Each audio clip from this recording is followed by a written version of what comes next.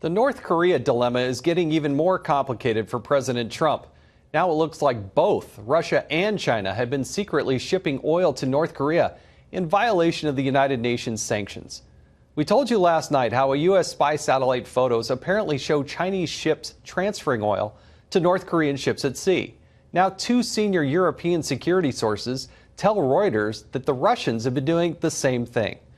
Let's discuss what this means with Fox News contributor and political science professor Kyron Skinner in San Francisco. Professor, thank you so much for joining us.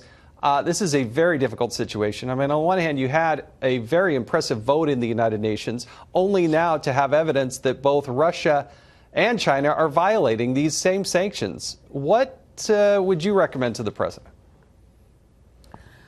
What's actually happening here is that global leadership is being devolved to the United States, and because the Russians and Chinese are not living up to United Nations Security Council resolutions, especially the one in September, they're violating international law and international norms. And I would suggest that the President of the United States make it absolutely clear that if the governments in Russia and China do not penalize and stop those shipping companies that are trading oil with the North Koreans, that the United States has to begin to look at military options, and that underscore the fact that the United States is actually going to become the leader of resolving the North Korean conflict within Northeast Asia and beyond.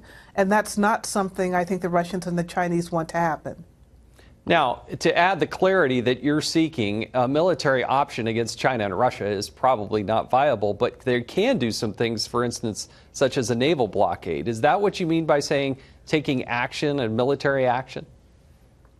I'm not really suggesting military action because I know that the Secretary of State and the Secretary of Defense do not want to go down that path. They've been working overtime on the diplomatic front, but we have to let our strategic adversaries in the North Korea issue understand that the full range of options have to be on the table. We will continue to use diplomacy aggressively, but they have to know that if they make North Korea much more of an unstable regime by propping it up, it serves no good interest for them as well.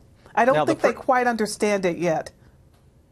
Now, the president has tried to channel Ronald Reagan in his whole peace through strength approach.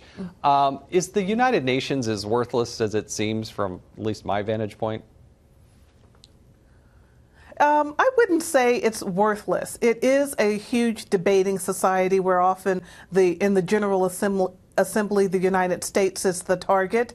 But the fact that we got unanimous votes in the United Nations suggests that the international community is moving in the direction of what the United States has been saying all along, especially under President Trump, that North Korea has to be a denuclearized country because it is so particularly dangerous. It could be the site of nuclear proliferation throughout Northeast Asia, indeed the Indo-Pacific region. And so I think what it can do for the United States now, under the America First policy of the president, is help reinforce the issues that America First and principled realism, a pillar of the president's policy, suggests is that sovereignty matters, that respecting international norms and laws, they matter as well. And so in that way, the UN does play a useful role. My own personal take on this is that more sanctions isn't going to work because the leader of North Korea really doesn't care about his people. But last question for you real quick. The idea of a naval blockade to prohibit the importation of things that are needed and critical in North Korea, do you believe that is one of the viable things sitting on the president's desk?